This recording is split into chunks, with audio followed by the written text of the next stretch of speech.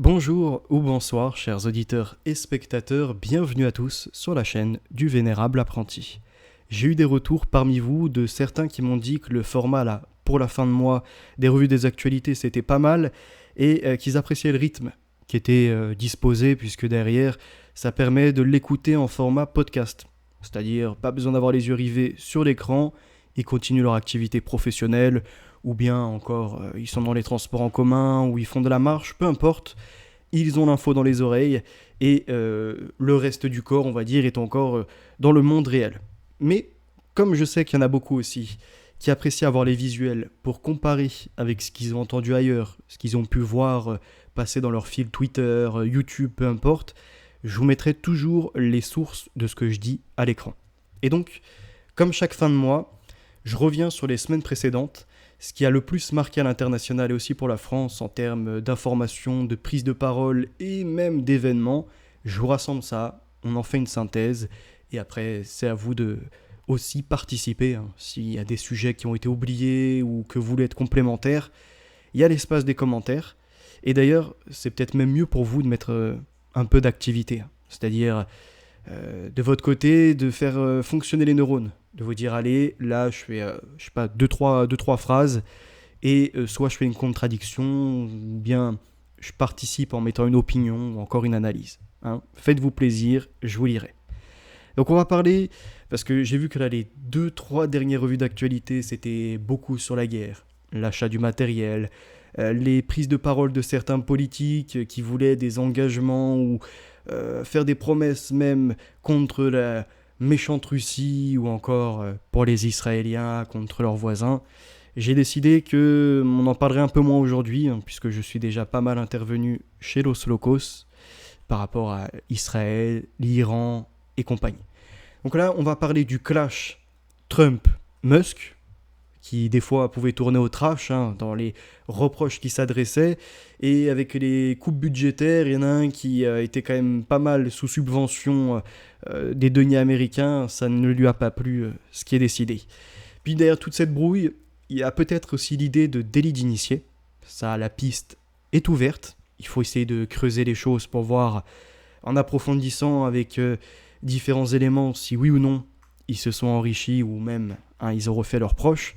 Parce que, je vous l'avais dit, les politiques, qu'ils soient américains, français ou ailleurs, savent en avance ce qu'ils vont décider, par exemple pour les frais de douane, pour attaquer des entreprises, ou encore en coupes budgétaires qui vont impacter certains marchés.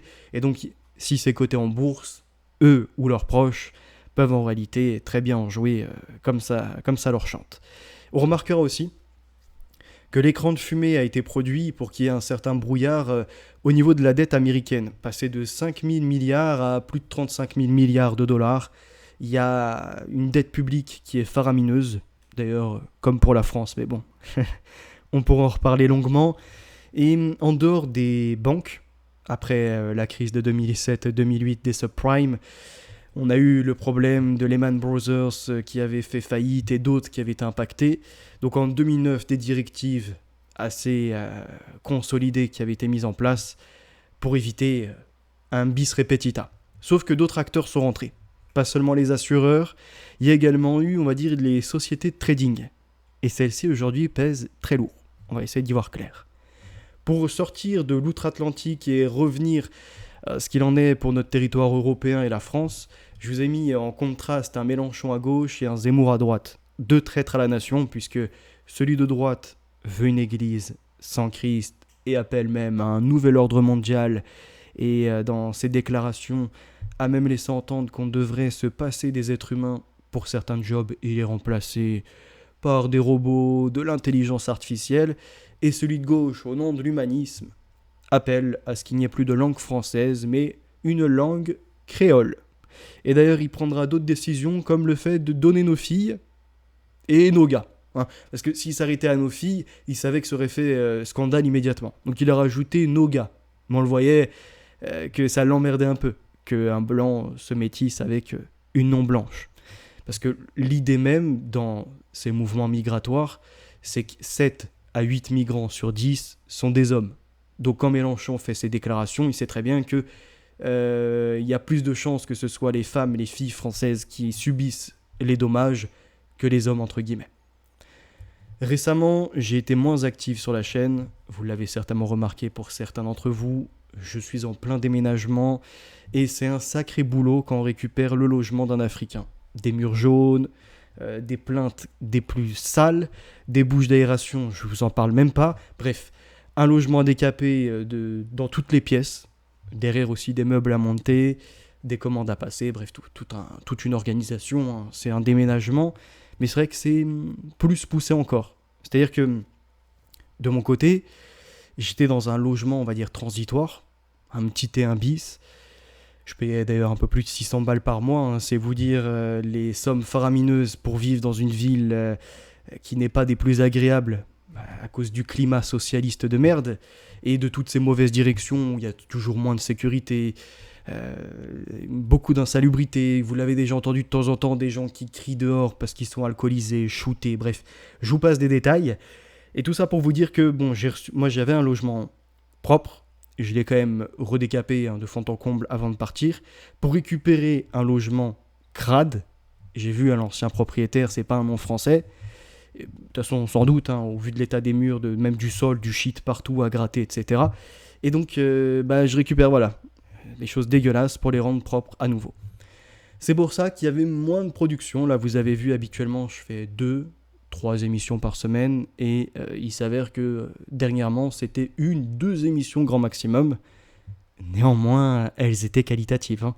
Une guerre pas comme les autres, pour parler des racines des Israéliens avec le sionisme, en Russie, puis venu en Europe, et étendu à l'international avec des familles comme des Rothschild. J'ai d'ailleurs même fait une petite présentation chez Los Locos, et vivons-nous dans une simulation, autre thématique qui n'avait strictement rien à voir, sur notre rapport au monde, l'essence, quel est le but de la vie, l'existence, etc. Puis après d'autres contenus encore, dont un nouveau format qui reviendra certainement, revue d'économie. Hein, ça, c'était que les prémices de ce que je peux vous accomplir pour la suite. Débutons cette revue des actualités avec le One Big Beautiful Bill Act de Trump, qui propose cette mesure avec l'hyperbole provocatrice, caractéristique du président. C'est la tentative de Trump de provoquer un changement durable par le biais de la législation, dans une administration qui exerce également un pouvoir exécutif énorme et discutable. C'est le mammouth, hein, qui doit être dégonflé. En Europe, on en aurait bien besoin. Je vous invite pour certains à lire le livre de Gustave Le Bon, pas la psychologie des foules, mais la psychologie du socialisme. Ou encore un autre livre qui se nomme La route de la servitude de Hayek. Les deux, dans des périodes différentes, nous montrent qu'en fait, l'État nourricier, Providence, qui veut intervenir partout parce que les gens ne sont plus capables d'avoir des responsabilités et puis ont besoin d'être assistés, mène à ce qu'il y ait des armées administratives, au nom d'une forme de communisme, ou tout comme, hein, d'un socialisme de merde. Ça coûte un pognon de dingue, c'est même pas en réalité fonctionnel, et c'est les 12 travaux d'Astérix. Hein. Tu veux quelque chose, il faut le document CERFA, puis repasser par là, et reprendre un ticket. Ah mince, les photos sont pas au bon format, c'est tout un bordel. Donc en Amérique, ils ont subi à peu près la même chose, un pouvoir exécutif qui intervient partout et qui, aujourd'hui, en termes d'efficacité, est discutable. Donc le projet de loi One Big Beautiful Bill Act est important en soi, tant sur le plan idéologique que symbolique. Son mélange de vastes réductions d'impôts et de réduction des dépenses de sécurité sociale aura des conséquences politiques considérables pour le pays, l'héritage de Trump et le parti républicain. Peut-être que Trump va échouer, derrière enterrer le parti républicain et en plus produire des dévastations dans tout le pays, surtout pour la sécurité sociale. Et d'un côté, il veut déployer un pouvoir d'achat par cette réduction des dépenses et en même temps, du coup, on réduit les impôts. Mais que va-t-il en être réellement ? Y aura-t-il une certaine harmonie ou bien on va avoir un écart entre les très très très riches et les autres qui seront plus pauvres et sans accès à l'alimentation, ni aux soins, ni rien, une forme d'eugénisme, hein. Ça peut être le cas. C'est-à-dire, comme Margaret Sanger, qui était au Planned Parenthood au tout début, ce qui est le planning familial américain, elle avait écrit des choses eugéniques, c'est-à-dire une sélection d'êtres humains qui doivent vivre, et les autres, il n'y en a pas besoin. allez hop, l'école bleue remplacée par tout ce qui est, en tout cas le travail en usine, hein, le manufacturing, c'est-à-dire le travail à la chaîne. On n'a plus le robotiser, automatiser, il faut que quelques techniciens qui viennent à gérer toute la mécanique et la maintenance. Donc tous les autres sont inutiles. C'est des bouches qui coûtent pour la société. Que va-t-on faire de ces gens ? La question est posée. Et c'est pour ça que, en privatisant le tout, comme la stratégie du choc de Naomi Klein, c'est ce qui se passe après une catastrophe naturelle, boum, immédiatement on a les investisseurs là, racheter, ou encore des assureurs pour se faire plein de blé, eh bien si la sécurité sociale est défaillante, ce qui apparemment est déjà le cas là-bas, hein. Mais bon, pire encore, avec les drogués et tout ce qu'il en est. Que va-t-il se dérouler après ? Eh bien nous allons avoir le secteur privé. Et étrangement, Sanofi, groupe français, a prévu d'investir 20 milliards en Amérique. Et pourquoi ils vont investir autant là-bas ? Pour avoir des établissements où ils vont faire des recherches sur l'ARN messager, sur les nouvelles biotechnologies, sur les manières de modifier l'humain. Et pour avoir du cheptel consentant et qui se fiche un peu des effets secondaires parce que c'est la dernière solution, eh bien le seul moyen, c'est de limiter l'accès aux premiers médicaments officiels, qui étaient connus jusque-là, acceptés, etc. C'est en tout cas ce que je pense. Poursuivons. Le projet de loi codifie certains des objectifs clés de Trump, du financement de sa répression des expulsions. Il y a trop de migrants, en plus, ils ne s'incluent pas dans le pays, ils veulent vraiment faire scission et profiter des aides, tout ce qu'il en est, donc maintenant il faut mettre de l'ordre. Il y a trop de criminalité, des gens qui sont clairement en train de coûter au système, de peser aussi sur le poids de l'immobilier et compagnie. Et en même temps, il appelle à une réduction drastique des projets d'énergie verte. Fini l'accord de Paris, on s'assoit dessus, puisque Trump veut maintenant être dans le gaz de schiste, le pétrole de schiste, et de façon exponentielle. L'Amérique avant tout, great again, c'est en avant, c'est parti pour devenir une puissance. Cette loi qui offre de nouveaux avantages aux travailleurs américains, mais qui, de manière plus frappante, favorise les riches, est un instantané de la transformation et des contradictions du parti républicain moderne. Trump et Musk se sont pris la tête. Musk a carrément d'ailleurs quitté le gouvernement, là où il avait été engagé pour faire des coupes budgétaires dans certains services. Trump sur sa relation avec Elon Musk et les raisons de leur brouille. Il nous déclare « Je pense qu'Elon est un gars formidable. Je sais qu'il va toujours réussir, c'est quelqu'un de très intelligent, il est même venu faire campagne avec moi. Vous voyez, ce genre de choses. Mais à la fin, il s'est un peu fâché, et ce n'était pas approprié. » Fin de citation. L'intervieweur Bartiromo lui pose la question « Pourquoi s'est-il fâché ?» Trump de répondre « Écoutez, l'obligation des véhicules électriques, c'est quelque chose de difficile pour lui. Je pense, vous voyez, moi je ne veux pas que tout le monde soit obligé d'avoir une voiture électrique. J'ai fait campagne sur la liberté de choix. Si vous voulez une voiture à essence, un hybride, faites-le. J'adore les voitures électriques, j'adore ces voitures. Je le trouve fantastique. Mais tout le monde ne devrait pas être obligé d'en avoir une. Et tout le monde n'en veut pas. Et Biden, qui est tellement stupide, a dit que tout le monde devait avoir une voiture électrique d'ici, 2030 ? Je crois qu'il a dit 2030. C'est dans 5 ans, les gens ne veulent pas de ça. Fin de citation. Elon Musk affirme à nouveau, en fin de mois de juin 2025, que ce projet est catastrophique et qu'il détruira des millions d'emplois et va nuire aux États-Unis. Il augmente le déficit budgétaire au lieu de le diminuer et il sape le travail que l'équipe Dodge effectue. Donc c'est la rupture qui est annoncée. Le multimilliardaire Elon Musk a d'ailleurs même produit un post contre Trump en disant qu'il était impliqué dans l'affaire de Jeffrey Epstein. En fait, c'est pas une nouveauté.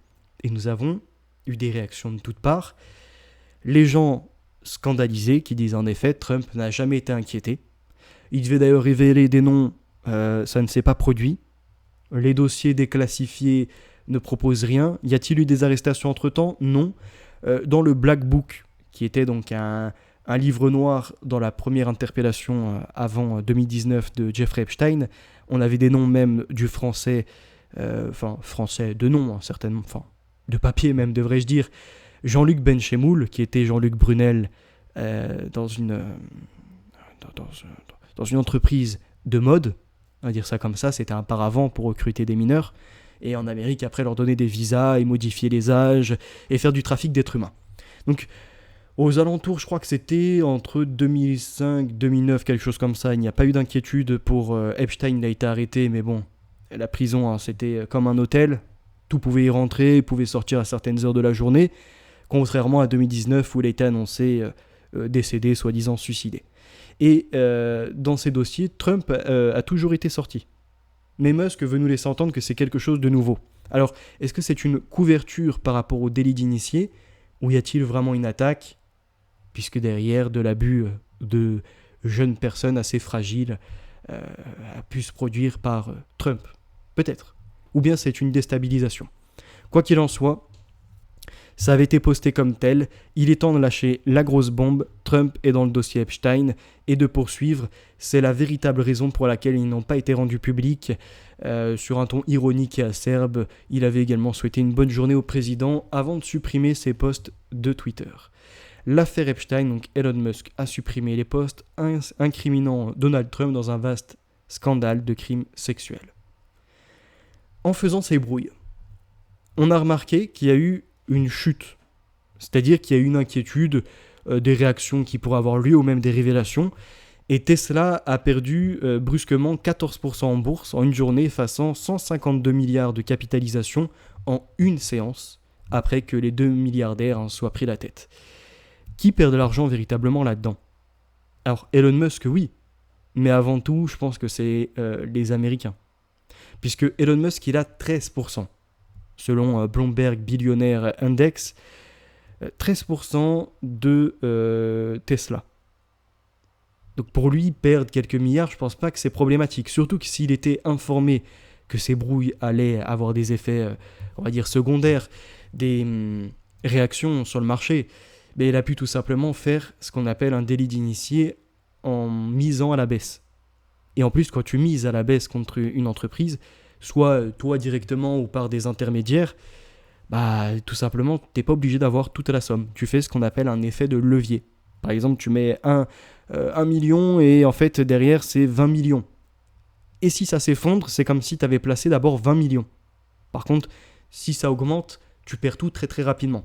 En fait, c'est une sorte d'effet yo-yo assez étrange. Pour vous l'expliquer, je ne suis pas un expert.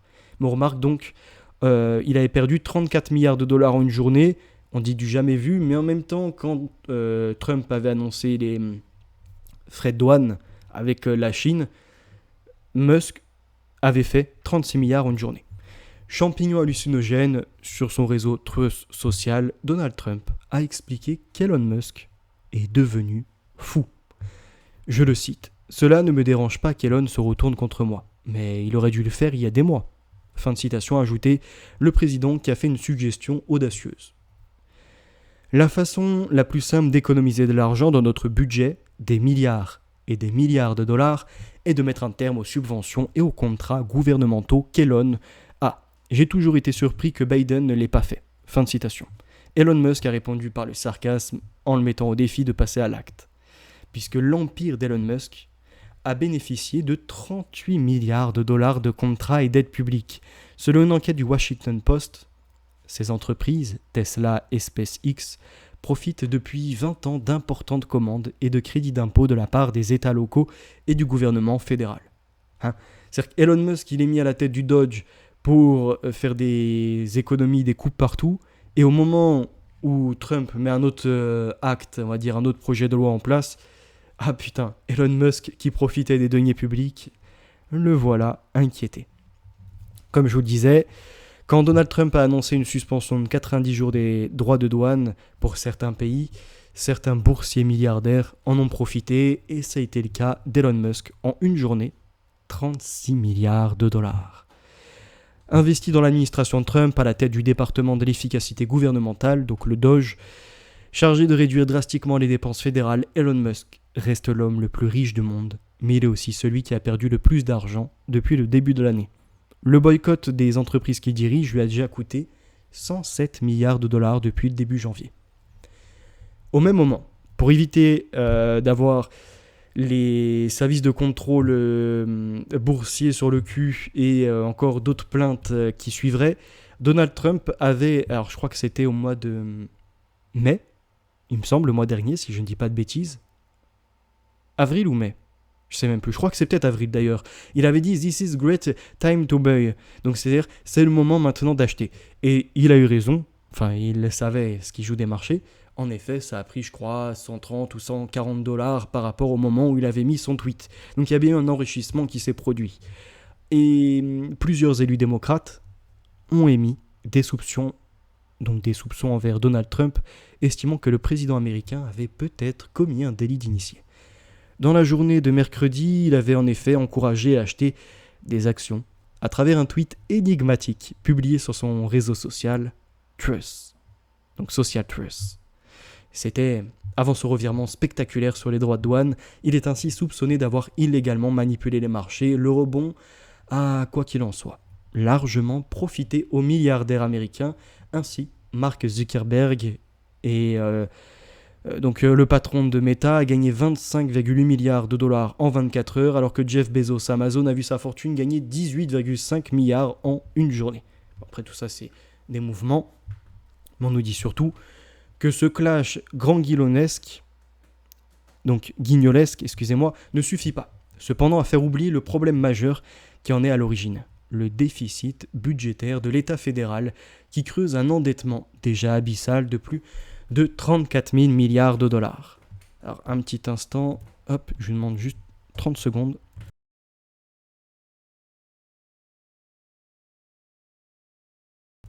Hop là, voilà, c'est bon.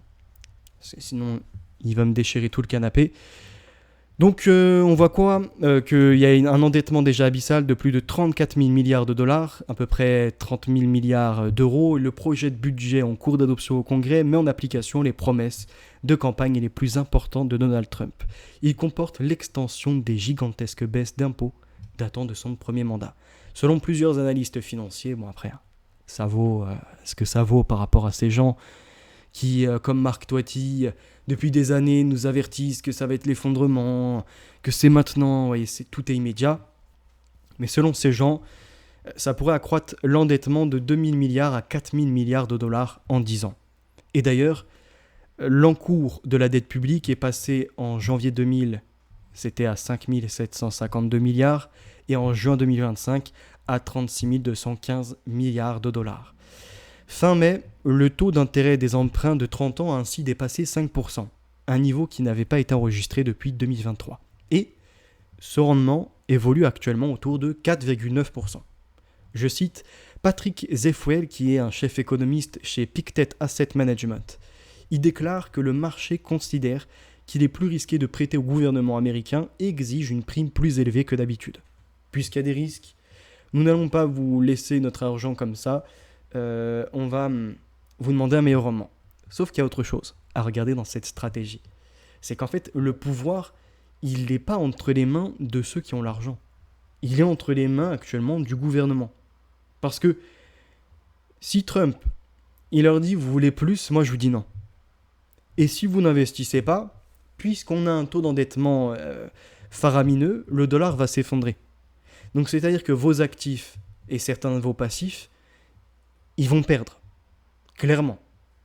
Là, ce que vous avez en monnaie, ce que vous avez pu investir dans l'immobilier ou encore en actions, tout ça risque de s'effondrer. Donc c'est votre fortune avant tout qui risque les choses et c'est pas forcément moi comme ça au premier niveau. Donc il pourrait jouer sur ça, sur cette pression.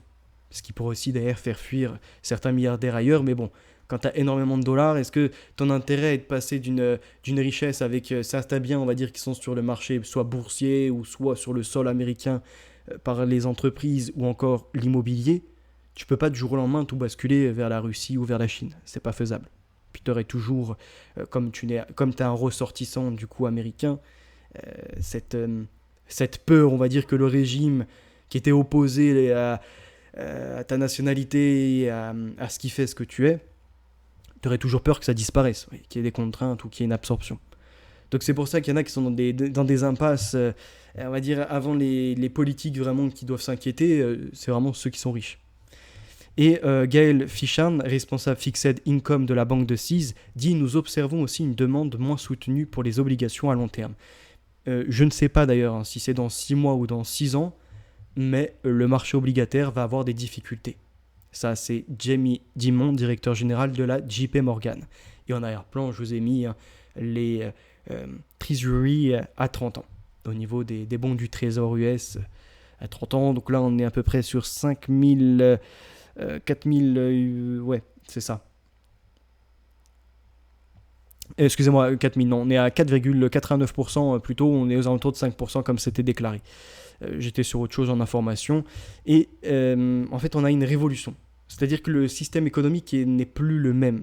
C'est pour ça que regarder uniquement ces données, c'est ne rien comprendre. Il y en a certains sur Internet qui veulent se faire passer pour des masters en économie, des années d'études, ils seraient même capables de développer des logiciels pour anticiper les marchés. Bon, beaucoup de blabla, énormément d'orgueil, mais peu de connaissances et de performance. Le mieux, en général, quand on a encore à apprendre, et c'est le cas pour tout le monde en général, c'est de mettre son petit ego de côté et prendre acte de ce qui est inscrit dans les magazines, dans les journaux, de ce que les spécialistes disent et de ce qu'on peut observer nous-mêmes. Faire un ensemble et là après s'exprimer avec justesse. Révolution financière contre révolution MAGA. Quand on pense au risque financier, on imagine d'ailleurs souvent les frasques des banques d'investissement à Wall Street ou les prêts hypothécaires à risque à Miami. Mais la finance américaine a subi une transformation au cours de la dernière décennie. C'est ce que je vous disais tout à l'heure. On a un mélange de gestionnaires d'actifs, de fonds spéculatifs, de sociétés de capital investissement et de sociétés de trading parmi lesquelles Apollo, BlackRock, Blackstone, Citadel, Jane Street, KKR et Millennium par exemple, qui sont sortis de l'ombre pour évincer les acteurs traditionnels. Ces nouveaux acteurs sont fondamentalement différents des banques, des assureurs et des fonds traditionnels qu'ils ont remplacés. Ils sont également grands, complexes et inexpérimentés. Les nouveaux leaders du système financier sont donc dans les nouvelles entreprises qui attirent les talents financiers. Elles bénéficient également d'avantages réglementaires car les gouvernements ont contraint les banques à détenir davantage de capitaux et à contrôler leurs traders après la crise financière de 2007-2009. Cette combinaison a donné lieu à une vague d'innovation, stimulant la croissance des entreprises et les propulsant dans tous les domaines de la finance.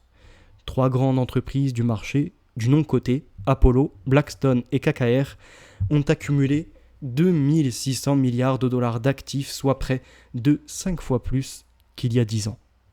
Et vous imaginez, on est quasiment à la dette de la France détenue par 3 grandes entreprises du marché non cotées. C'est dingue. Au cours de cette période, donc sur à peu près une décennie, les actifs des grandes banques n'ont augmenté que de 50% pour atteindre 14 000 milliards de dollars. À la recherche de financement stable, les nouveaux venus se sont tournés vers l'assurance. Apollo, qui s'est fait un nom dans le capital investissement, a fusionné avec sa branche assurance en 2022 et émet désormais plus de rentes que tout autre assureur américain. Ces sociétés prêtent aux ménages et à des entreprises de premier ordre telles qu'Intel. À elle seule, Apollo a prêté 200 milliards de dollars l'année dernière. Les prêts détenus par les grandes banques n'ont augmenté que de 120 milliards de dollars. Les sociétés de trading nouvelle génération dominent la sélection des titres et la tenue de marché. En 2024, Jane Street a réalisé autant de revenus de trading que Morgan Stanley. Et je vous ai même pas mis pour aujourd'hui le marché des cryptos. Parce qu'il faut voir, on avait, je crois que c'était le STX, à un certain moment où on transmettait on transvasait des dollars américains, on va dire, dans une crypto pour aller soutenir l'Ukraine au niveau des financements de l'armée et de d'autres choses encore. Je ne sais plus ce qu'il y avait là-bas, mais je crois que c'était pour le gaz, il me semble, avec Hunter Biden. Et 8 milliards de dollars avaient disparu. Donc c'est-à-dire que souvent les gens veulent regarder uniquement les bons du trésor, ce qui est bien, mais c'est une erreur de rester fixé que sur ça. Il y a les marchés après à côté un peu boursiers, on a également les liquidités, les cryptos et encore les assurances et les groupes on va dire de capital investissement et même j'irai plus loin avec les cabinets de conseil. C'est un ensemble. Vraiment faut avoir la vue panoramique, sinon vous êtes complètement largué. Donc ce nouveau système financier présente de nombreux avantages. Il est déjà très rentable, à certains égards il est également plus sûr. Les banques sont vulnérables au retrait massif. Crise des liquidités, les gens ils entendent que « Ah putain, au-dessus de 100 000, on risque d'avoir des problèmes ». Ils font des petits comptes, sauf qu'à jouer à ce jeu-là, la barre des 100 000 elle descendra aux 10 000. Donc il y a toujours plus de crainte de laisser le fruit de son travail l'héritage de sa famille, les gains encore par sa propre entreprise, stockés dans des banques qui aujourd'hui n'ont plus vraiment de véritables promesses. Ouais, ils ne tiennent plus la route. En plus, pour les Américains, ils ont perdu la stabilisation du standard hors-dollar. Ouais, depuis Nixon, 1971, par là, il me semble. Donc quand tu perds cet étendard, déjà, cette manière de sûreté par rapport à un matériau, t'as de la crainte. Donc tu essaies de récupérer des billets. Mais même les billets, est-ce que ça vaut le coup vraiment de les avoir ? Et en cas de crise financière, à quoi ça te sert ? Ton dollar, est-ce qu'il vaut toujours $1 ? Ce n'est pas le cas. Donc au final, que ce soit la banque qui fasse faillite ou que tu les aies en liquide avec des rouleaux de billets, des brouettes ou autre, ça sera la même merde. Mais ces mouvements de panique, je ne sais plus, ils appellent ça des massifs quelque chose, en gros des retraits massifs, font paniquer les marchés, donc les gens vendent ce qu'ils ont en titre boursier par exemple, ou même spéculent, c'est le bon moment pour jouer de tout ça. Des banques font faillite, ça a été le cas à un certain moment, Lehman Brothers, mais on en a eu d'autres en soi, en exemple, et ça pourrait être pire demain. Donc pour ce faire, toute chose égale par ailleurs, le secteur financier est plus stable lorsque les prêts sont financés par des fonds immobilisés sur des périodes plus longues. Le mieux c'est les titres par exemple, puisque les gens ne peuvent pas les vendre du jour au lendemain, où il y a des intermédiaires, etc. Donc c'est pas forcément rentable. Les risques des actifs privés et de la nouveauté. Malheureusement, cette nouvelle finance comporte également des risques, et ceux-ci sont mal compris. En effet, comme ils sont nouveaux et n'ont pas été mis à l'épreuve d'une crise, ils n'ont jamais été quantifiés. Une partie des inquiétudes provient de l'intérieur du système. Les nouveaux géants ressemblent encore étonnamment à des banques, bien qu'il soit coûteux de racheter une police d'assurance vie de manière anticipée. Une ruée reste possible si les assurés et autres prêteurs craignent de ne rien récupérer. En fait, on a l'impression de revoir ce que j'avais soulevé à un certain moment, déjà il y a peut-être 2 ans, 3 ans minimum. C'était la crise des tulipes. Vous savez, avant les tulipes, on les achetait quand elles étaient disponibles. Et puis à un moment, ils ont carrément vendu avant même qu'elles soient au bout de la floraison. Donc, tu pouvais déjà acheter des parcelles de terrain ou bien des quantités des tulipes pour après les revendre sur les marchés. Donc, essayer de spéculer. Ce qui donnait des sortes de bons. D'accord ? C'est ce qu'on appelle un peu le système de Ponzi.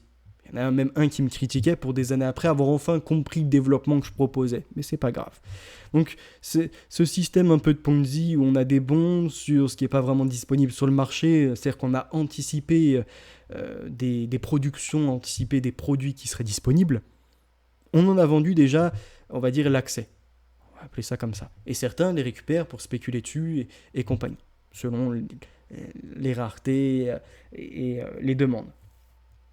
Et là, c'est la même chose. Donc on a des gens, ils ont des sortes de polices d'assurance vie. C'est pas rentable de les revendre.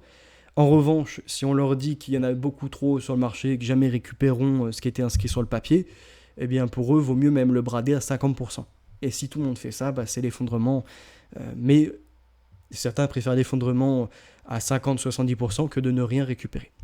Et donc, et bien que les banques soient aujourd'hui plus sûres, leurs clients déposants restent indirectement exposés à la prise de risque des nouvelles entreprises. Et on rappellera que les banques n'ont pas un portefeuille unique. En fait, elles ont investi dans des titres boursiers, dans des entreprises.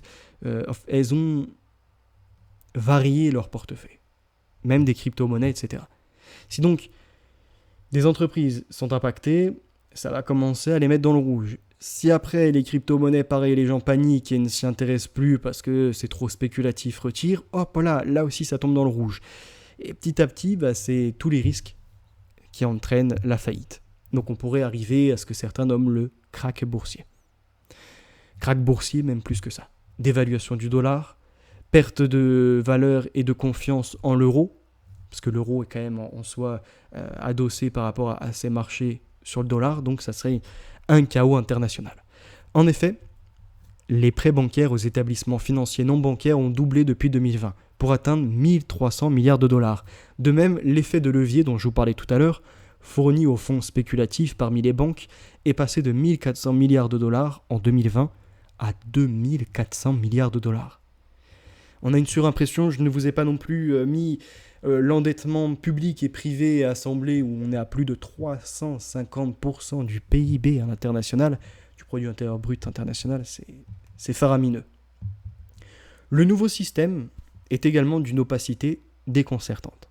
Alors que les actifs cotés sont évalués presque en temps réel, les actifs privés sont très illiquides et les risques mal évalués peuvent être masqués jusqu'à ce que les actifs soient soudainement réévalués, obligeant les investisseurs finaux à se précipiter pour couvrir leurs pertes.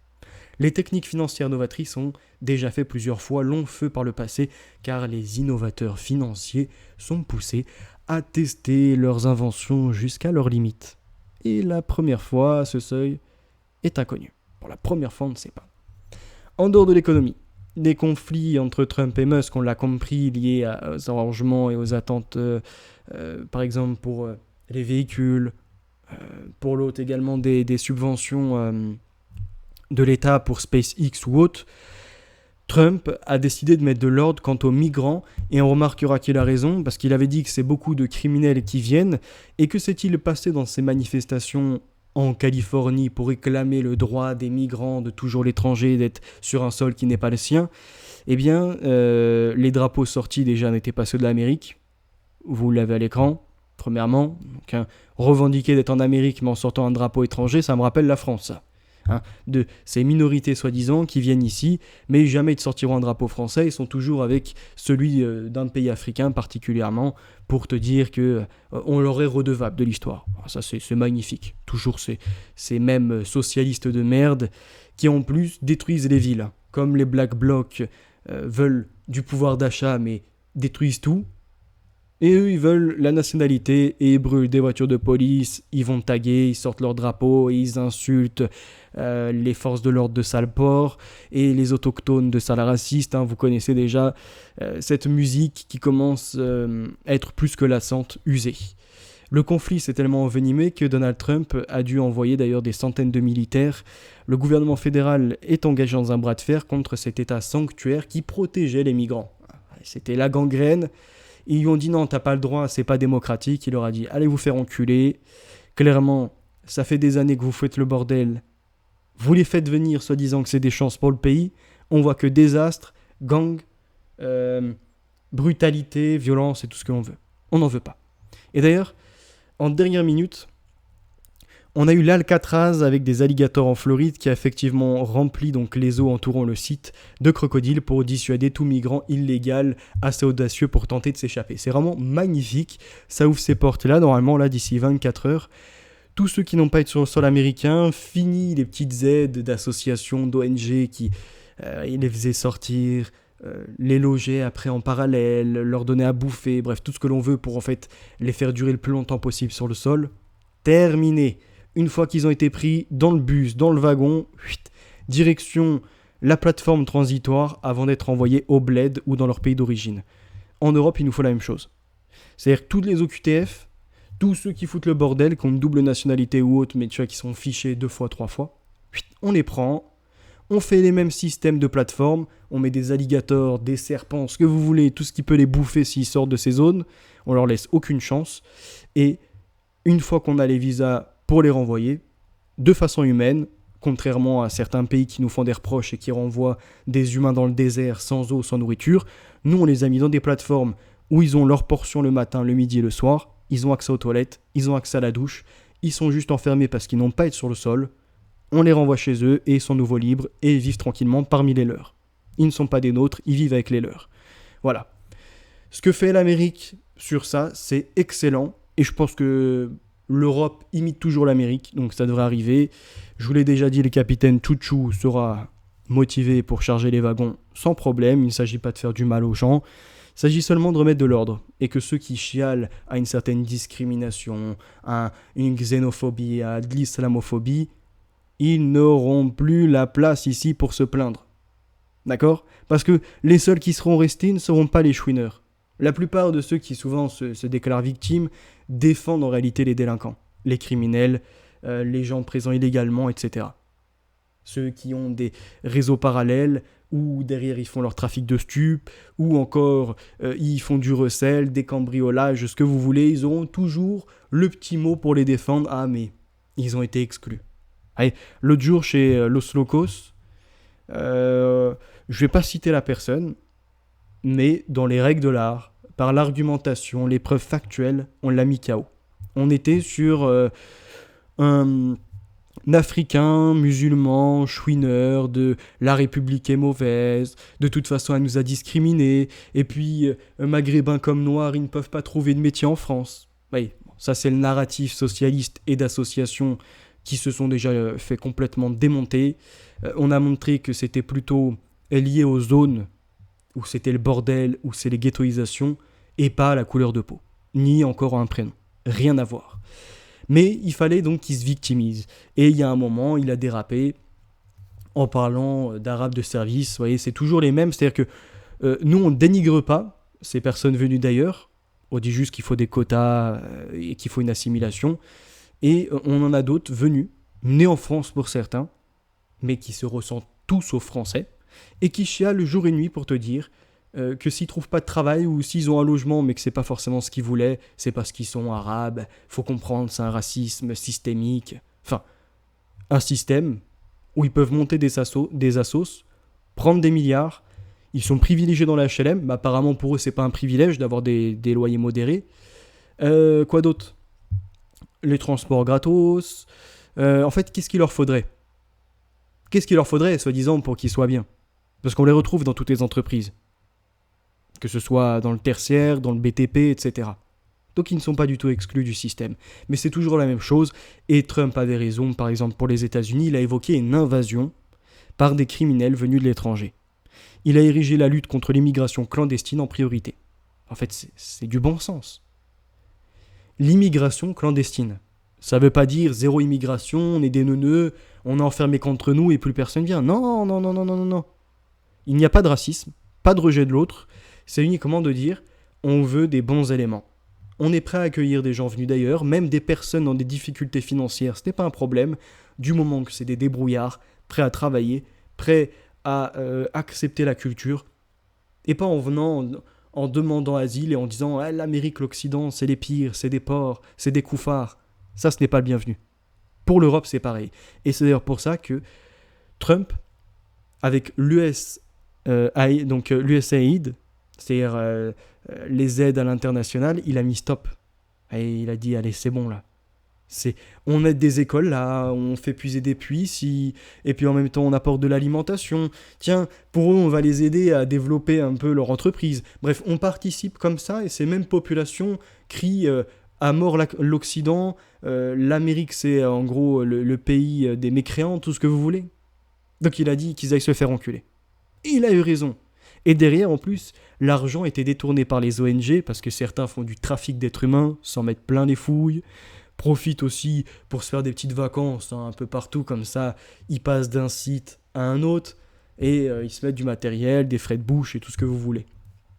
Donc bravo.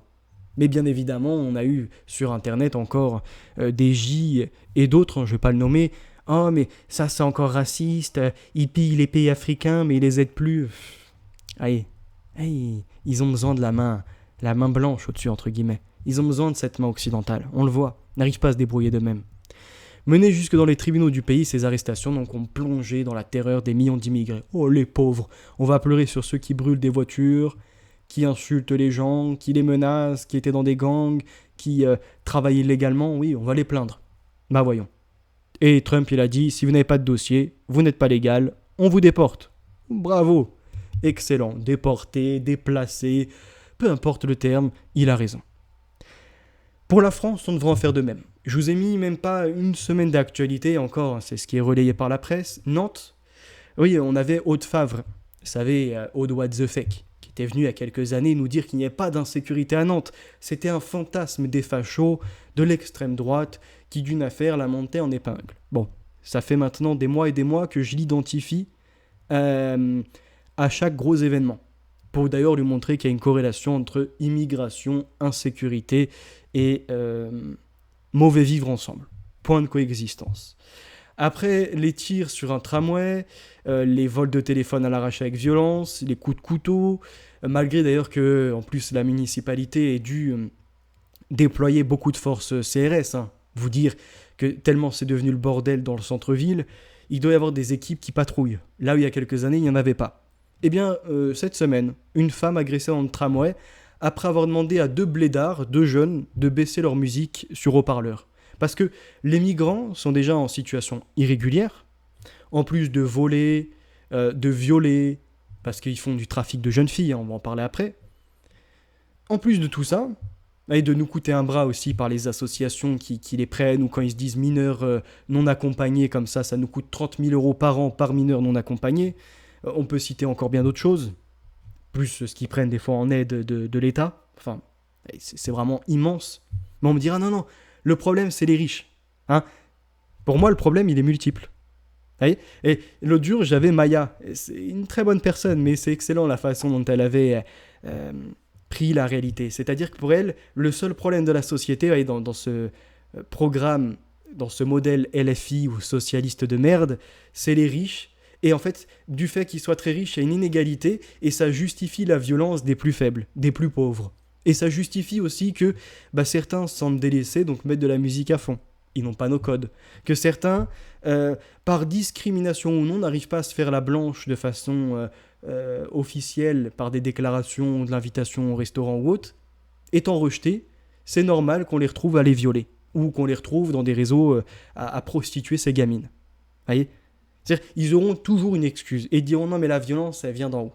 Donc moi il n'y a pas de en haut en bas, le problème est intégral, on prend l'entièreté, mais ce qui aujourd'hui nuit dans la vie de tous les jours, ce sont bien les migrants, ce qui nuit dans l'insécurité, ce sont bien ces gens venus d'ailleurs, de l'Afrique particulièrement, ce qui également est en train de péter comment dirais-je, l'accès au logement, c'est bien les étrangers, ce qui est en train de briser l'économie, par exemple, avec les associations pro-migrants, c'est 1 milliard d'euros par an. Et je peux citer encore bien d'autres exemples. Et là, pour cette actualité, on voit un migrant algérien, situation irrégulière, qui s'en est pris à une femme. Ah, ils n'ont pas de limite. Avec leur corps de fragile, ils giflent les femmes. Et quand ils ont affaire à des hommes, ils sortent des couteaux. Voilà à peu près comment ils agissent. Et c'est pas que les Algériens, c'est la même chose pour Tunisiens, Marocains, Maliens, etc. Africains, c'est comme ça qu'ils se comportent. Paris, cette semaine également, un homme kidnappé au sortir du festival Solides par des individus cagoulés. Bon, on n'aura pas à faire leur profil, on le sait déjà. Hamza Mohamed, qui est à peu près dans le nom de leur prophète qui violait aussi Aïcha dans le désert. Et bien là, ils viennent chez nous agresser sexuellement en pleine rue une jeune femme en déambulatoire. Oui, en déambulateur... donc elle est vulnérable, vous avez un Hamza Mohamed qui va la violer. Voilà.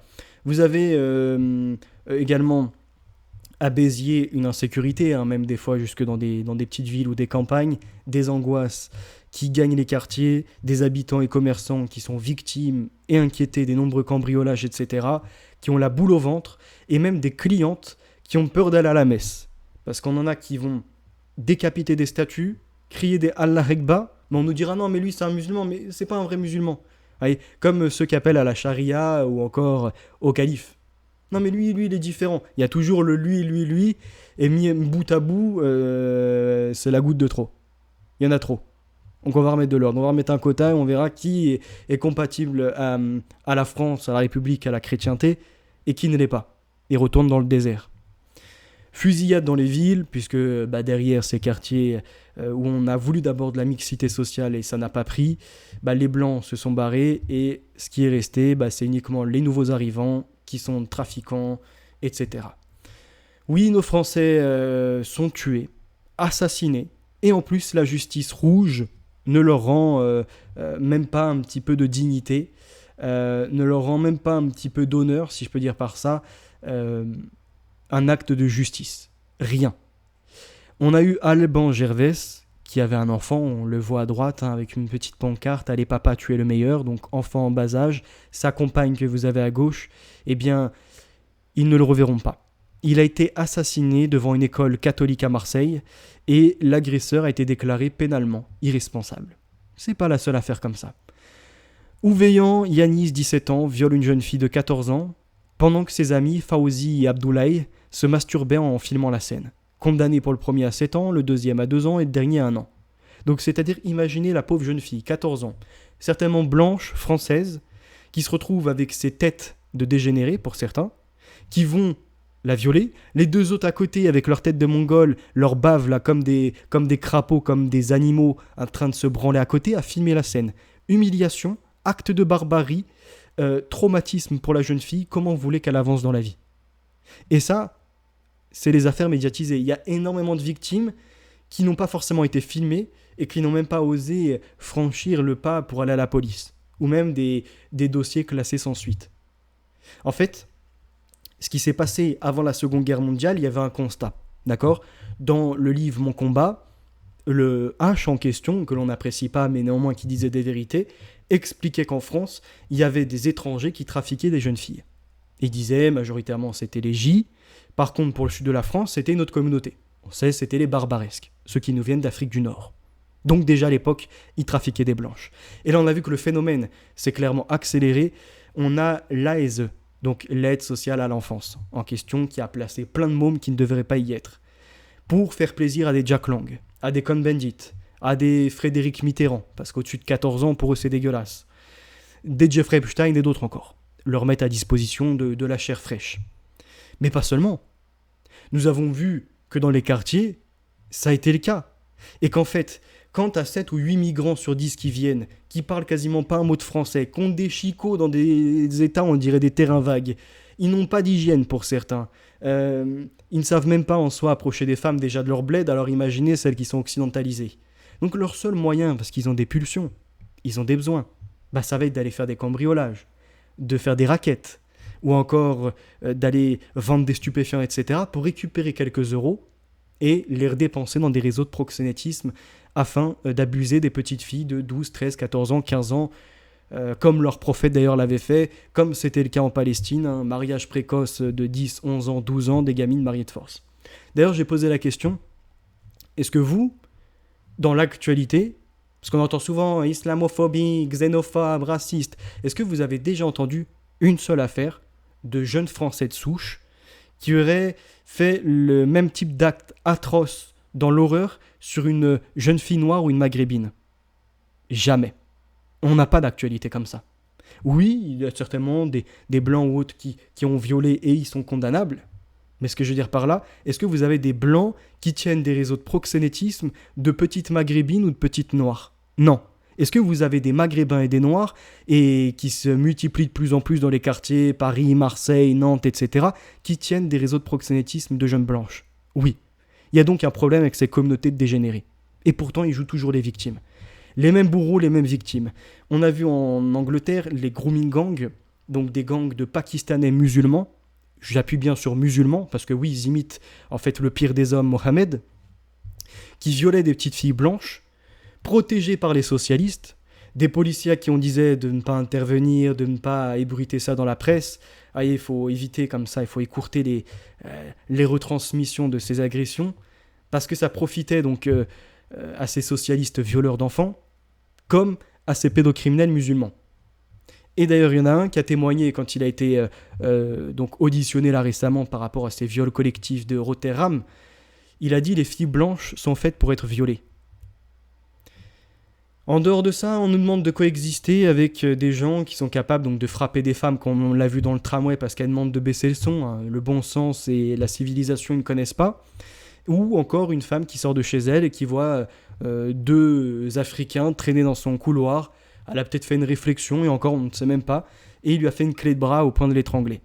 Mais on nous dira que les pauvres ont peut-être été victimes de la blanche. Oui, la blanche les a peut-être oppressés. Enfin, moi je vous le dis, il y a un terrain d'entente. La France, l'Allemagne, nous sommes des cousins, d'accord ? On a toujours fait pour être en réalité dans une bonne entente. Je pense que la Première et la Deuxième Guerre mondiale ont été façonnées pour détruire ce qui était des blancs et favoriser le plan Kalergi afin de faire du métissage, etc. Je vous ai mis en haut le petit chouchou parce que le petit train, il peut reprendre à tout moment. Certes, ça ne sera pas une solution finale. Néanmoins, on fera du nettoyage. On ne laissera pas la France se faire piétiner et encore moins des étrangers venir violer nos mères, nos sœurs, nos cousines, etc. Moi, je l'ai toujours dit, si dans ma famille, il arrive la moindre chose, la personne qui est sur place, elle m'appelle, et je déboule avec ce qu'il faut et il n'y a pas « j'attends la justice qui intervient, etc. » Je le scalpe direct. Je l'amène dans un coin, j'ai ce qu'il faut. En campagne, il y a des belles caves, il y a des forêts et je lui fais passer, ou je leur fais passer, s'ils sont plusieurs, plus qu'une nuit d'enfer. Après que je passe en justice, c'est pas un problème. Celui qui s'en prend à ma famille, il est mort. Clairement. Donc il y a un terrain d'entente. Parce que petit à petit, il y a eu, vous voyez, cette civilisation, on t'en la joue, le côté de l'éducation civique et morale, et qui nous rend mous en fait, qui crée des woke, des gens fragiles, des gens qui se font agresser, qui disent non, vous n'aurez pas ma haine. Des personnes par les attentats qui perdent des proches. Non, ils n'auront pas ma colère et jamais je ne tomberai dans des travers pour les stigmatiser. Eh bien, après avoir tendu joue gauche, joue droite, joue après joue, qu'on les a vus enfler, être encore marqués, violentés, et que les autres prenaient du plaisir, il est venu maintenant l'heure de tendre le bras et de reprendre la garde. Et quand on tend le bras, d'un coup, les paniqués sont en face de nous. C'est-à-dire ceux qui faisaient hier les forts, les solides, parce qu'ils agissaient en hyènes, comme des petites chiennes, là, en groupe. Ah, là, ils vont crier, ah, je suis la victime, je reçois des coups de tonfa de la part du CRS, l'autre, il me gaze. Ah, attendez, c'est que le début, on va s'amuser. La chasse n'est pas encore ouverte. Mélenchon, à l'Assemblée nationale, mercredi 18 juin 2025, dit que la langue française n'appartient plus aux Français. Le même qui nous disait il y a quelques années, le Mali est aux Maliens, l'Algérie est aux Algériens, ils ont le droit de se revendiquer de leur identité forte, de défendre leurs frontières, d'avoir également du culturel et leur langue. En revanche, ce traître qui en soi est un Français de papier, pas Français de souche, rappelons-le quand même, on l'a accueilli pour qu'il soit député de la France islamique, ou du moins la France insoumise, pour qu'il nous dise qu'il n'y a plus donc de pays aux Français. Déjà, il n'y a plus de Français de souche, selon lui. Les souches ont été abattues. Ah, il ne veut pas parler du plan Kalergi. La langue ne nous appartient plus et on devrait rentrer dans la créolisation. Après l'africation, l'africanisation. En gros, c'est à peu près ça. Il nous déclare, je le cite, « La vieille France, j'ai du mal à l'appeler vieille France, parce qu'elle n'abrite plus ses arbres. » Bon, les arbres ont été abattus. Et tout ça, mais en fait, tu connais tout ça. Ah, ça y est, on a Mélenchon qui valide le grand remplacement. Là où hier, c'était une thèse de Renaud Camus, extrémiste, mais en fait, même lui, il l'avait repris d'autre chose. C'est une réalité qu'on constate, puisqu'il veut même, Mélenchon, aller créoliser, métisser les campagnes. Après les désastres des villes, les seuls endroits où il fait encore bon vivre sont les périphéries et les campagnes, et il veut aller les rendre dans un désastre.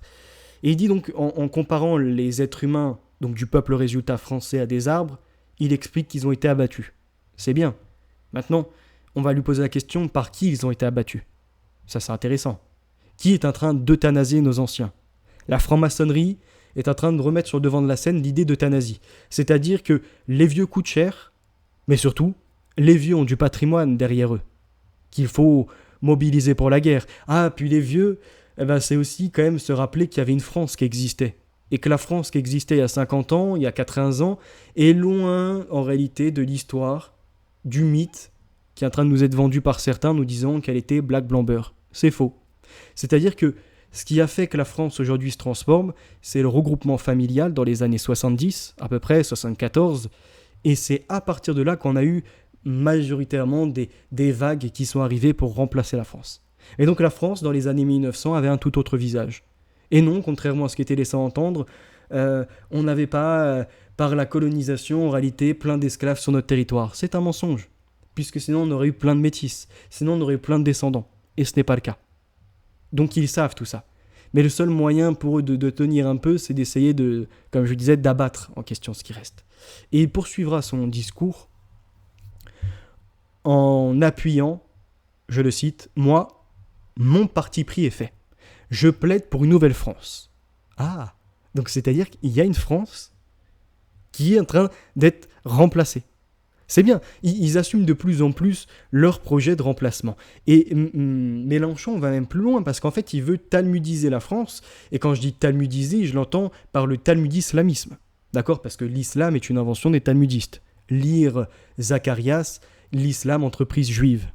Et quand on voit ça, on comprend qu'en fait, ce qui est dans le viseur, ce sont les chrétiens. Ils ont la haine des chrétiens et des blancs. Et ils essayent de remplacer les deux. Et c'est ce qu'ils font notamment par le plan Kalergi de l'Eurabia ou la Pan-Europe. Et c'est ce pourquoi ils plaident en fait une nouvelle France. Parce que quand la France n'aura plus d'identité de souche, mais qu'elle sera créolisée, elle appartiendra au monde. Et comme pour nos voisins belges, et petit à petit les Espagnols et les autres, l'Italie pareil, quand ils auront tout créolisé, en fait, il n'y aura plus d'identité européenne. Vous voyez, l'Europe ne sera qu'une extension de l'Afrique, puisqu'on aura déplacé les populations africaines vers ici. Et par extension, on pourra reformer un gros bloc, exactement comme la carte en 1920 de Calergie. Et la même carte que l'on retrouvait d'ailleurs dans 1984 d'Orwell. Bon, certains ils l'ont lu, ils ont même vu la carte qui avait été effectuée, et étrangement, ils se disent à gauche, mais n'arrivent même pas à voir qu'ils participent à ce projet. Il y a un peu ces demeurés. Poursuivons les déclarations Mélenchon. Il faut attendre, il faut travailler. Regardez Madame Meloni qui était contre les immigrés et qui dit finalement il nous faut 500 000 Arabes et migrants pour travailler. Alors déjà, elle n'a pas dit Arabes, premièrement. À nouveau, il veut mettre... Il hiérarchise les races. Pour Mélenchon, les Arabes au-dessus, les Noirs et les Blancs. C'est à peu près ça. Il faut patienter, mais de toute façon, ça arrivera qu'ils le veuillent ou non. Qu'ils le veuillent ou non, c'est les Français. Il faudra se demander comme on fait un peuple et non pas une addition de ghetto. C'est-à-dire que là, il reconnaît également que pour l'instant, c'est un échec total. Avoir déplacé les populations dans un premier temps, ça marchait parce que c'était les travailleurs. Regroupement familial, on a fait venir les flemmards et ceux qui ont la haine de l'Occident, qui veulent téter au maximum toutes les mamelles possibles. Et ça a produit du ghetto sur du ghetto. Et il dit, il y a une vieille France. On ne va pas dire aux gens de mourir en mer. Moi, je préfère qu'ils viennent ici épouser nos filles. Lui, il me semble qu'il n'y a pas d'enfant d'ailleurs, c'est étrange. Et nos gars, a été obligé de rajouter, mais comme je vous l'ai dit, 7 sur 10, 8 sur 10 sont des hommes, donc ils vont venir pour les filles. Et comme en France, on a des traîtres au peuple résultat, et qu'il y a de plus en plus de mamans qui ont métissé, qui sont avec des gamins d'un père noir, d'un père arabe, et de temps en temps d'un père blanc, et d'ailleurs qui sont des mères célibataires, on appelle ça des torchons, vous voyez, des serpillères en fait. Elles sont bonnes qu'à se faire fourrer de toutes parts, aucun honneur, une dévaluation d'ailleurs de la famille, et des enfants qui ne leur ressemblent même pas. Vous dire la défaite totale pour ces mères-là. Plus toutes celles qui sont LFistes devenues Gwyn, les LGBT, les autres qui ne se respectent pas, ça va être compliqué en fait, d'avoir encore une France qui peut durer. Petit à petit, les filles malheureusement sont devenues dans de mauvais modèles, voyez-vous. Entre celles qui ont, par ces discours victimaires du pauvre africain, en oubliant les traites barbaresques, en oubliant l'esclavage arabo-musulman, mais toujours le méchant blanc qui esclavagisait, le méchant blanc qui faisait des colonies, le méchant blanc qui faisait des guerres.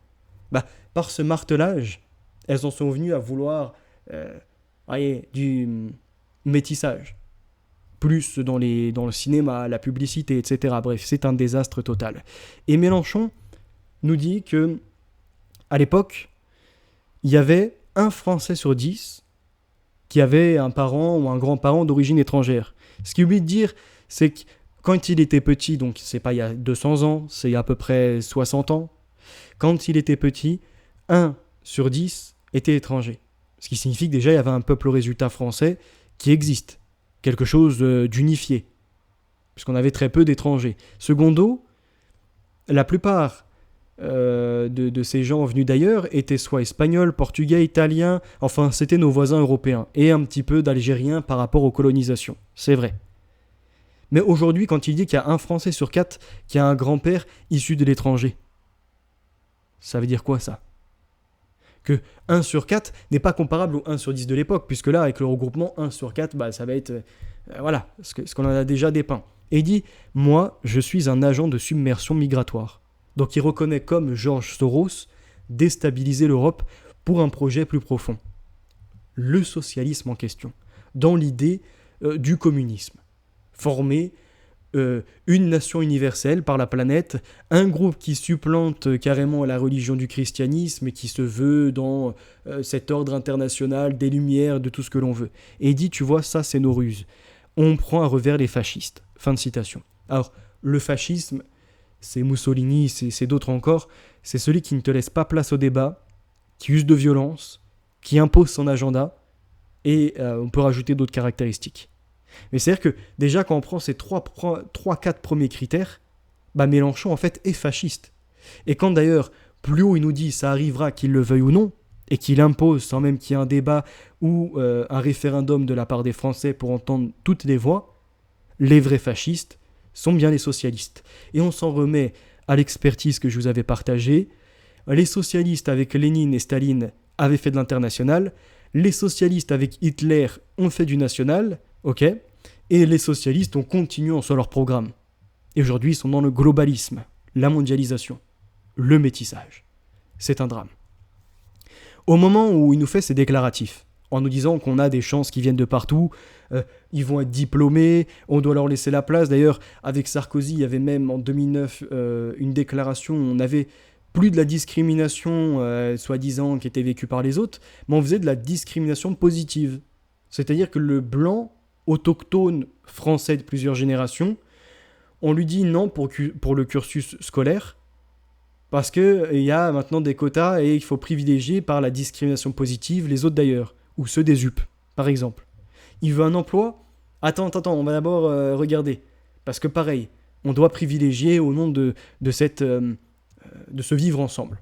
Et comme ça, on peut faire tout un tas de choses. Par contre, ces mêmes personnes ne feront jamais de contrôle dans les sociétés, je sais pas, des kebabs, des boucheries et de bien d'autres choses en dehors de l'alimentation qui appartiennent à ces Africains, qui emploient majoritairement que des Africains. Et d'ailleurs, j'irais même plus loin. Ces Africains qui font de l'esclavage. On a eu des affaires avec des Marocains qui étaient partis dans leur pays d'origine, chercher des personnes pauvres, leur promettre monte et merveille par rapport à l'Europe, et une fois qu'ils les faisaient venir ici sans papier, leur mettaient la pression, ils leur faisaient faire des journées de 10 heures au minimum, ils les logeaient à 4 ou 5 en leur faisant payer un loyer dans un HLM qu'ils avaient obtenu, on va dire en prête-nom, parce que combien d'HLM ont été pris, et les gens sont retournés au bled pour vivre comme des rois, et le sous-loup à des gens qui n'ont pas été sur le territoire. Donc ils payent 400 balles par mois, ils ont des APL, ils touchent le RSA ou la H ou encore la SPA, etc. Ils sont repartis dans leur bled avec, ça leur fait 3 ou 4 salaires au minimum, vous voyez, contrairement aux gens qui travaillent là-bas. Et les logements en France, il est sous loup à des gens qui n'ont pas à être là. Mais tout ça, il n'y a pas de contrôle. L'esclavage, on nous laissera entendre qu'encore c'est l'effet des blancs sur des pauvres racisés. C'est pas le cas. Regardez vraiment ce qui se passe en France. Mais bon, là, à nouveau, on me dira, oh, les pauvres. Au moment où Mélenchon nous dit, métissons nos filles, imposons-leur d'ailleurs, hein, parce que c'est pas, on va demander aux filles de France si elles veulent, non, c'est, moi je dis que je préfère que les gens, les hommes venus d'ailleurs, qui viennent ici, on ne les fasse pas mourir dans la mer, hein, au lieu d'empêcher qu'ils franchissent directement, on va continuer à envoyer des navires pour aller les chercher. Une fois qu'on envoie les navires, les ONG, tout ce que vous voulez, on va leur proposer nos filles. Et si nos filles ou nos femmes ne veulent pas parce que elles voient les haragas, là, ceux qui brûlent les papiers, qui sont en réalité des écervelés, ils sont sous médicaments, ils sont camés, ils sont tout ce que vous voulez, en tout cas ils font peur, ou même c'est pas du tout de leur goût, elles veulent être avec des blancs, eh bien on va leur imposer l'autre réalité. C'est-à-dire que comme ils vont être rejetés qui n'ont pas les codes, l'autre réalité, c'est la prostitution des mineurs, qui a été multipliée par 10 en 10 ans, comme en Espagne, comme en Angleterre ou encore en Belgique, tenue principalement par des Africains musulmans. Et on a des milliers de victimes. Il s'agit souvent des jeunes filles de 14-15 ans, mais même on a des âges, comme on l'a vu, qui peuvent être 12 ans, 10 ans, en fait, ils n'ont pas de limite, hein, ils font comme leurs prophètes, qui sont manipulés par des proxénètes et dont la vulnérabilité est exacerbée par les réseaux sociaux. On leur promet soit de faire de l'argent, ou de temps en temps, on leur dit non, mais tu sais, tu vas pas faire de la prostitution, ça va être juste une fois de temps en temps et tu pourras comme ça avoir ton sac, ou encore, comme ils les droguent, ils les mettent sous ballon, vous savez là, je sais plus comment on appelle ça, l'azote, un truc comme ça. Non, c'est pas l'azote. Ballon. Ah, j'ai plus le nom, mais c'est pas grave. Si, c'est peut-être de l'azote d'ailleurs, non, c'est un liquide, je sais plus. Mais enfin bref, ils les mettent sous ballon, sous pillave, sous d'autres drogues encore, sous Taz, tout ce que vous voulez, hein, principalement tenues par donc, les Africains musulmans. Et comme c'est des jeunes filles que des fois sont dans des familles défavorisées et n'ont pas l'argent, eh bien ils leur disent écoute, tu veux ta dose, tu me suces, ou tu baises avec le collègue, etc. Et elles ne vivent pas ça comme de la prostitution. Vous voyez, le proxénétisme de cité y est défini comme l'exploitation sexuelle de jeunes femmes mineures ou majeures désocialisées par des délinquants originaires des cités. Et en 2020, plus de 85% des mineurs victimes de proxénétisme l'étaient au titre du proxénétisme de cité. Donc, le vendredi, ça sort en kémie, ça jure Wallah à tout va, c'est limite des virgules, mais tout le reste de la semaine, ça prostitue des gamines. Voilà. Et on me fera croire que ceux qui sont leurs collègues ne sont pas au courant, alors qu'il y a des va-et-vient, il y a des Airbnb qui sont loués, des hôtels, etc. hein. Ils sont tous main dans la main, et pour certains, ils vont pas payer leur passe, mais en échange, ils ferment les yeux sur les va-et-vient de l'hôtel. Vous voyez, c'est chacun qui va s'y retrouver dans cette exploitation des jeunes filles. Et par jour, ça peut être 10, 15, 20 passes ou plus. hein. Et à la fin, elle touche même pas un euro. Et même si elle touchait 1000 euros, on s'en fout. C'est de l'exploitation d'êtres humains. En dehors de ça, de ce trafic d'êtres humains en tout genre, de l'exploitation sexuelle comme au travail, que je vous ai énuméré, on a la Cour européenne des droits de l'homme, toujours en réalité contre les droits des victimes et favorable aux droits des bourreaux, qui a condamné la France par rapport au contrôle d'identité au faciès. Enfin, on se moque de qui? Les contrôles au faciès dénoncés se font dans des gares et dans des cités, où majoritairement transitent à peu près sur 100%, 60 à 70% d'extra-européens, où vivent 60 à 70% d'Africains. Il est tout à fait logique que dans ces zones, principalement, ce soit eux qui soient ciblés. D'autant plus que c'est les premiers à crier voilà, à acheter des artifices, à essayer de faire des contrôles, des checkpoints avec des caddies, etc. Mais ils vont jouer les victimes devant les caméras. C'est dingue. Et on a là Karim Touil qui fait sa victime. Voilà. Hein. Ouais, je suis un musulman ou je suis un arabe, les flics me contrôlent, je trouve pas ça normal qu'on me demande ma pièce d'identité ou de montrer ma sacoche. Donc il veut envenimer les choses, surtout aider ses collègues qui sont vraiment trafiquants. Et il a donc déposé un dossier à la Cour européenne des droits de l'homme, estimant qu'il n'avait pas été apporté de justification objective et raisonnable au choix de le contrôler. Le pauvre, quoi, il est racisé. Allez, ça, ces gens-là, c'est ceux qui vont en entreprise, ils ont un contact avec un RH de ressources humaines, ils font un entretien, ils sont pas pris, ils crient au racisme. Ils sont jamais revenus dans l'entreprise pour savoir si à la place de Yacine, c'est pas Hichem qui a été employé, ou si c'est pas Doumbé. Non, ils vont pas essayer de creuser comme ça, ils vont immédiatement se victimiser. Ils vont visiter un logement, ouais, bon, bah ça l'a pas fait au niveau du dossier, il y en a un qui était plus costaud, ça rechiale encore. Mais alors pourquoi ils viennent autant nombreux? Pourquoi sont-ils toujours plus à venir en Europe si on est si raciste et discriminant à leur égard, envers leurs petites personnes? Depuis des décennies, en fait, on a une ghettoisation ethnique des quartiers populaires. Ça, c'est la réalité du terrain. Je vous ai mis 2 articles là, en parallèle. On a même une maman qui dit « Mon fils de 8 ans m'a demandé si le prénom de Pierre existait vraiment. » Ou s'il n'existait que dans les livres tellement il y a un manque de mixité dans le quartier. Je lui dis non. Le prénom de Pierre existe vraiment, il existait vraiment. Il y a des gens qui s'appellent Pierre. Et cette question m'a choqué. Fin de citation. Donc c'est une maman qui a interpellé Emmanuel Macron en 2021. Mais en fait, ce qu'ils n'ont pas compris, c'est nous, on veut vivre avec certains d'entre eux sans problème. Mais quand ils sont trop nombreux et qu'ils reproduisent ce qu'ils avaient déjà dans leur pays, la ghettoisation, leur manière de vivre, on ne veut pas en fait vivre avec eux. Donc il n'y aura pas de mixité. Malheureusement, le côte à côte a du mal à fonctionner. C'est du face à face qui fait place. Et Zemmour, qu'on l'aime ou pas, il nous dit la guerre civile a déjà commencé. Elle est déjà en fait là depuis longtemps. Quand on voit les stats des chiffres des violences, quand on a écho de ces femmes en insécurité, abordées à tout va, sifflées dans la rue, vues comme des bouts de viande, des marchandises, toujours par les mêmes. Ils siffleront très rarement les maghrébines ou les noirs. Sur les blanches, ils se font plaisir. Les agressions où ils vont voler des smartphones, etc., ils ont leur cible privilégiée. Etc. Quel est le rôle de l'immigration dans la violence qui traverse notre société? J'ai coutume de dire que l'immigration n'est à l'origine de rien, mais aggrave tout. Ce sont le collège unique et les méthodes des pédagogistes qui ont détruit l'école. Mais l'immigration massive des gens venus des pays arabo-musulmans, dont la plupart des parents ont un très faible capital culturel et une hostilité sourde à la culture française, a considérablement accéléré l'effondrement du niveau et augmenté la violence. Ce sont les 35 heures et la bureaucratie qui ont désorganisé l'hôpital, mais l'accueil illimité, gratuit, ouvert à toute l'Afrique a submergé et coulé un système hospitalier français qui était reconnu, il y a encore 25 ans, comme le meilleur du monde. De l'autre côté de la Méditerranée, dans la civilisation arabo-musulmane, on n'a jamais connu ce processus décrit par Norbert Elias, de prendre conscience quelque part de ses actes, d'avoir une responsabilisation pour être civilisé. D'accord ? C'est-à-dire de ne pas attendre le coup de bâton pour se reprendre soi-même, une sorte d'introspection.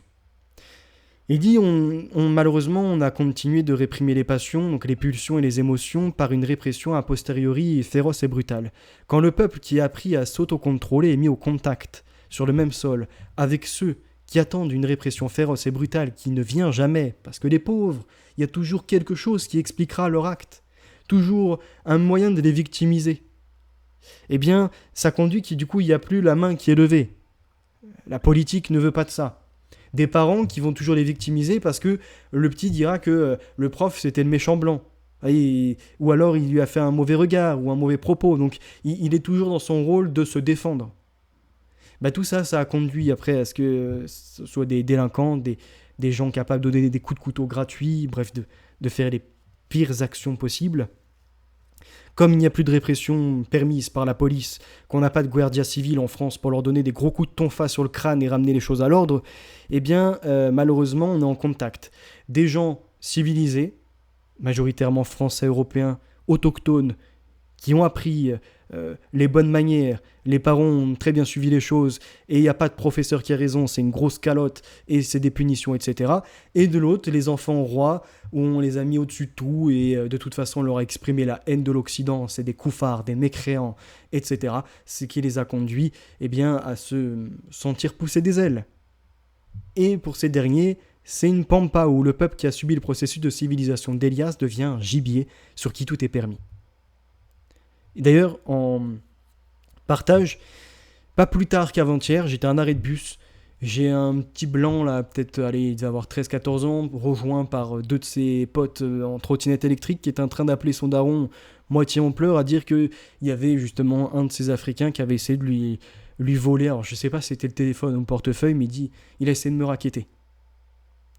Il y a peut-être maintenant 1 ou 2 mois, à Nantes, il faut savoir qu'il y avait 2 ou 3 jeunes qui sortaient comme ça, qui allaient racketter des jeunes au sortir des écoles. Oui, pour leur voler des smartphones à 800 balles ou autre, etc. Donc, vraiment, c'est grave. Bruno Retailleau assume le terme de barbare. Quel qualificatif utiliseriez-vous ? Des barbares ? Oui, car ils n'ont pas subi ce processus de civilisation que j'ai décrit. Mais au sens de barbaresque, comme on disait au 18e, au 17e même, pour parler des pirates qui venaient d'Alger ou de Tunis pour écumer les côtes françaises, ce qu'on a oublié d'ailleurs dans l'école, dans nos programmes. Et ils faisaient quoi, ces barbares d'Alger ou de Tunis ? Eh bien, ils venaient emporter des otages, des butins, des esclaves. C'est le sens de la célèbre réplique dans la pièce de Molière. Mais qu'allaient-ils faire dans cette galère ?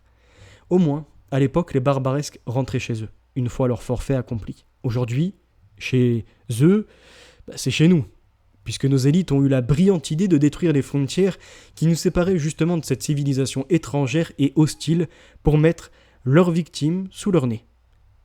Car que font ces jeunes arabo-musulmans qui volent, pillent, détruisent, violent, mettent en prostitution les enfants, etc., quand ils peuvent, sinon reprendre les mœurs de leurs ancêtres ?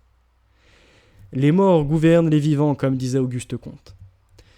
Excellent. Vraiment, ce petit paragraphe de Zemmour est explicite et criant de vérité. Je vous ai mis en arrière-plan aussi ces barbares qui frappaient des enfants, s'en prenaient aux femmes, les battaient à coups de bâton, les enlevaient pour les vendre comme des marchandises, comme ce qu'ils faisaient à la Mecque aussi à leur pèlerinage. D'horribles personnages. Israël, aux racines d'une nouvelle guerre en Iran. Donc l'attaque lancée par l'État hébreu ce mois-ci a visé plusieurs sites. Et on a eu également donc, les sites nucléaires dans le viseur. L'état-major militaire iranien a été décimé, attaque inédite par son ampleur, des représailles suite à Téhéran qui avait tiré aussi des missiles, qui avait d'ailleurs promis une sorte d'eschatologie avec ce qui resterait pour les siècles et des siècles. Ils avaient parlé de missiles balistiques à un certain moment, même en dehors de ça, comment ils appellent ça ? Qui passent Mach 15 et tout. je sais plus, c'est d'autres missiles encore. Dans la région du Moyen-Orient, le problème de cet embrasement, c'est les énergies, particulièrement le pétrole iranien, qui sert beaucoup les Chinois, et aussi un autre endroit où 20% à peu près du gaz et du pétrole y transitent. On va en parler juste après. L'escalade entre Israël et l'Iran fait planer la menace d'une crise mondiale de l'énergie. Mais alors, pourquoi le marché boursier a pris 4,80% à peu près, puis encore 3 et quelques pourcents, mais ne s'est pas envolé de 10, 15, 20 ou plus? On va avoir une réponse d'ici peu de temps. L'Iran posait la question par rapport aux Dormouz. Est-ce qu'ils vont bloquer ou non le détroit? Il y a des scénarios jusqu'ici impensables qui aujourd'hui se frayent leur place. Les marchés restent les yeux rivés sur la réaction de l'Iran après les frappes américaines. Si la possibilité d'un blocage du détroit d'Ormuz est toujours agitée par le régime des Mollahs, elle demeure compliquée dans les faits.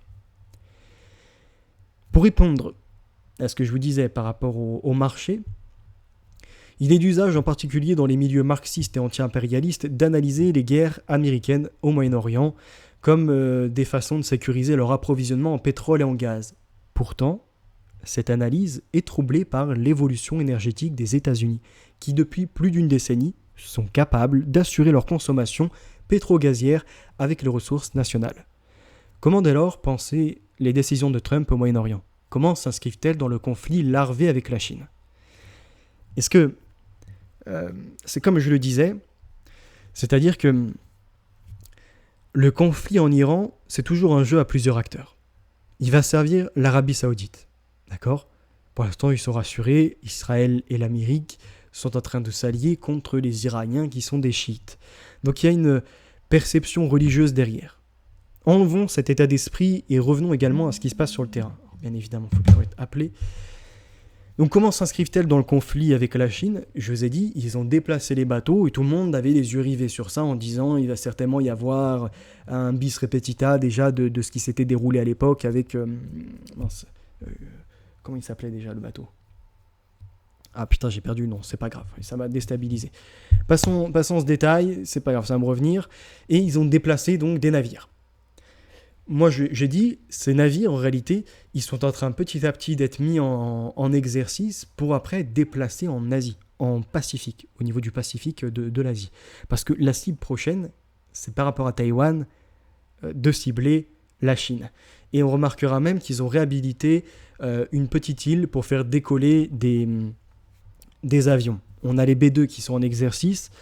Les B2, ils ont tout de même, je crois, 20 ans au minimum.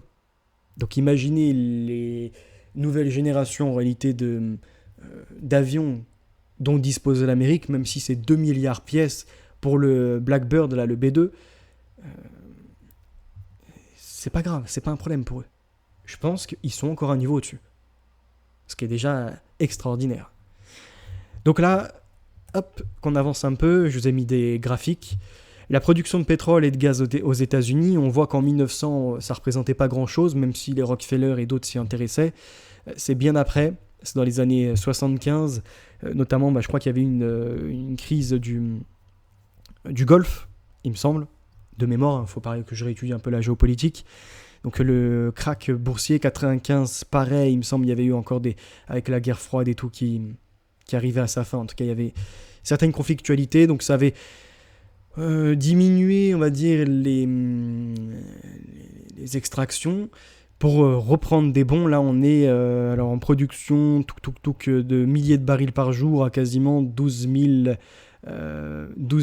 milliers de barils par jour. C'est dingue, en brut.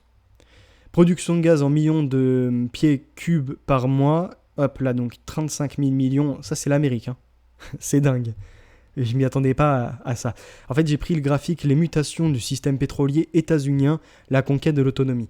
Vous avez leur consommation en orange, qui s'est assez stabilisée. On voit une petite chute à partir de 2020, certainement avec les voitures électriques et le développement de centrales. La production qui, elle, s'est multipliée. Les importations, du coup, il y en a moins besoin, ce qui permet de mettre plus de pression à d'autres pays. Et une exportation en hausse. Depuis 2010, là, on voit à un peu plus de 7%. Hop, les importations nettes, bon, c'est fini. les 6 principaux producteurs mondiaux de pétrole et de gaz, eh bien en premier, je pensais que c'était la Russie par exemple qui pesait énormément, mais non, c'est les États-Unis. Alors pétrole, gaz de schiste, c'est moins qualitatif, mais c'est les États-Unis en premier, suivi de la Chine, de l'Arabie Saoudite, leur partenaire pour l'Arabie Saoudite, et de la Russie d'ailleurs, et la Chine qui est, elle, un peu en régression. L'Irak, pareil. Production de gaz en milliards même de mètres cubes. Les États-Unis, c'est en 2020 à peu près 900 milliards de mètres cubes. La Russie, hop là, elle est aux alentours de 600, voilà. Et après, je vous laisse regarder les autres, ils se bataillent un peu aux alentours de 100 et 200. Trump fait une annonce qui peut paraître assez surprenante. Après, ses engagements où il veut laisser entendre sa voix sur les taxes douanières avec la Chine, un jeu de répression entre l'Europe du moins, l'Europe qui est en pièce centrale, mais on va dire les États-Unis et la Chine, ils sont remis sur des accords. Et là, on voit Trump qui autorise à acheter du pétrole iranien. Parce qu'en fait, les Chinois, avec tout ce qui se passait là actuellement, je sais plus comment ils appellent ça. Et je perds un peu de mots, je sais pas, on doit être à 2 heures peut-être. On est à 1h30, même pas. C'est pas grave, ça m'échappe. Il y a 2-3 trucs qui m'échappent.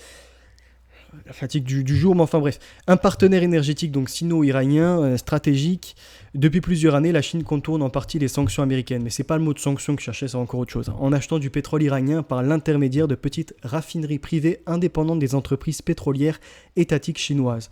D'après le cabinet spécialisé Kepler, ces raffineries, appelées raffineries théières, absorbent actuellement plus de 90% des exportations de pétrole iranien, permettant ainsi à Pékin de maintenir discrètement ses importations malgré les pressions diplomatiques américaines. Donc, il y a des pressions qui existent, la Chine les contournait, pour garder la face, Trump il a dit maintenant on vous autorise à revenir sur le marché officiel. Cette annonce américaine pourrait ainsi permettre une formalisation accrue des échanges pétroliers sino-iraniens, jusqu'alors opérés de manière plus opaque. En dehors de l'énergie, l'Arabie Saoudite pourrait passer l'arme sur une autre épaule. Fini la Houma, maintenant ils vont servir les talmudistes. Guerre au Proche-Orient, l'Arabie Saoudite pourrait prendre le parti d'Israël et ce serait un tournant stratégique majeur. J'en ai parlé chez Los Locos, notamment de l'autorisation de faire passer des missiles par leur territoire pour bombarder l'Iran. Donc après, on peut s'imaginer d'autres choses. Khamenei ou Khamenei, tout dépend de comment on le prononce dans leur langue ou dans la nôtre, avait expliqué qu'Israël avait complètement perdu la face et que l'Amérique n'avait pas réussi ses frappes. Trump a réagi et lui il a déclaré « Vous vous êtes pris une raclée ». Il a également rappelé au guide suprême iranien, l'ayatollah Khamenei, qu'il a aujourd'hui encore la vie parce qu'il en a décidé ainsi. Sans l'Occident, il serait mort. Et il a dit « Écoutez, vous êtes un homme de grande foi, un homme qui est très respecté dans ce pays. Vous devez dire la vérité. Vous vous êtes pris une raclée. Et Israël s'est fait démolir aussi. Ils se sont tous les deux fait démolir. » Fin de citation. Pour faire les bombardements américains, ils ont utilisé donc les B-2, mais aussi 14 GBU-57 avec ces avions que vous avez à l'écran. Ça, c'est les premières stratégies. Plus de 125 avions américains ont participé à cette mission, a précisé le chef d'état-major de l'armée américaine. Et Trump a dit s'il faut rebombarder, c'est pas un problème. Commencez pas à jouer les gros bras avec nous, on va vous mettre une déculottée. 75 armes à guidage de précision ont également été utilisées lors de l'attaque et 250 millions d'euros par jour sont consacrés pour Israël pour les défendre et tout le reste.